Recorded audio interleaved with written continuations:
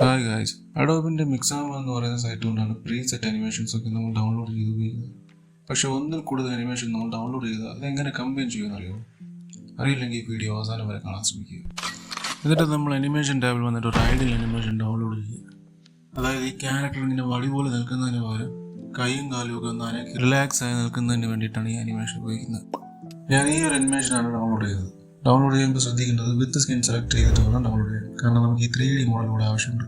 ഇതുകൂടാതെ ഒരു വാക്കിംഗ് അനിമേഷനും ഒരു റണ്ണിങ് അനിമേഷനും ഞാൻ ഡൗൺലോഡ് ചെയ്യുകയാണ്. എന്നിട്ട് ഇതെല്ലാം കൂടി നമ്മൾ കമ്പൈൻ ചെയ്യാം.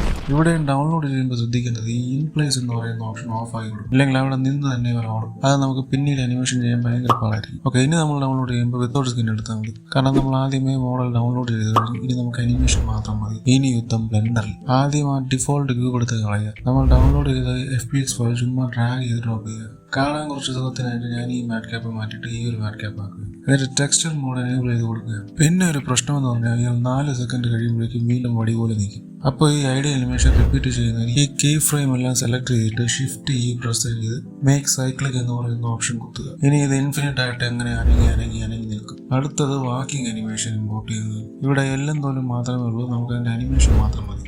ഇവിടെ ഒരു 30 ഫ്രെയിം കഴിയുമ്പോൾ അനിമേഷൻ സ്റ്റോപ്പ് ആകും. അഗെയിൻ ഷിഫ്റ്റ് പ്രസ് ചെയ്ത് മേക്ക് സൈക്ലിക് ആകും. അപ്പോൾ ഇവിടെ ഒരു പ്രശ്നമുണ്ട്. ഇവനെ സൈക്ലിക് ആക്കുമ്പോൾ വീണ്ടും ആദ്യം മുതൽ ഓടുകയാണ്. പക്ഷെ നമുക്കതല്ല വേണ്ടത്. ഇവനെ ഇങ്ങനെ ഓടിച്ച് വിട്ടുകൊണ്ടേയിരിക്കും. സോ നേരെ ഗ്രാഫ് എഡിറ്ററിലേക്ക് പോവുക. ഏതെങ്കിലും ഒരു ഗ്രാഫ് സെലക്ട് ചെയ്യുക. എന്നിട്ട് N പ്രസ് ചെയ്യുമ്പോൾ നമുക്ക് സൈഡിലെത്ത ഓപ്ഷൻ അവിടെ മോഡിഫയർ ടാബിൽ വന്നിട്ട് ഈ after mode repeat with offset ആക്കി മാറ്റി കൊടുക്കുക. അത് കഴിഞ്ഞിട്ട് A പ്രസ് ചെയ്ത് എല്ലാ കർവും സെലക്ട് ചെയ്യണം. എന്നിട്ട് ഈ കോപ്പി ബട്ടൺ പ്രസ് ചെയ്യുക, പേസ്റ്റ് ബട്ടൺ പ്രസ് ചെയ്യുക. അപ്പോൾ ഇവൻ ഇങ്ങനെ നടന്നുകൊണ്ടേയിരിക്കും. അത് കഴിഞ്ഞ് ഒരു വിൻഡോയും കൂടി ഓപ്പൺ ചെയ്ത് ടോപ്പ് ഷീറ്റ് എടുത്തിട്ട് ഇവിടെ വന്ന് ആക്ഷൻ എഡിറ്റർ സെലക്ട് ചെയ്തിട്ട് ഈ അനിമേഷന്റെ പേര് വാക്കിംഗ് എന്ന് റീനെയിം ചെയ്യുക. ഒന്നുകിൽ ഈ ആനിമേഷൻ ഹൈഡ് ചെയ്യുക അല്ലെങ്കിൽ ഡിലീറ്റ് ചെയ്ത് കളയുക. എന്തായാലും ഒരു പേര് കൊടുത്തിട്ടേക്ക്. അടുത്തത് നമ്മൾ റണ്ണിങ് അനിമേഷൻ ഇമ്പോർട്ട് ചെയ്യുക. വാക്കിംഗ് അനിമേഷൻ ചെയ്തതുപോലെ എല്ലാം റണ്ണിങ് അനിമേഷൻ ചെയ്ത് കൊടുക്കുക.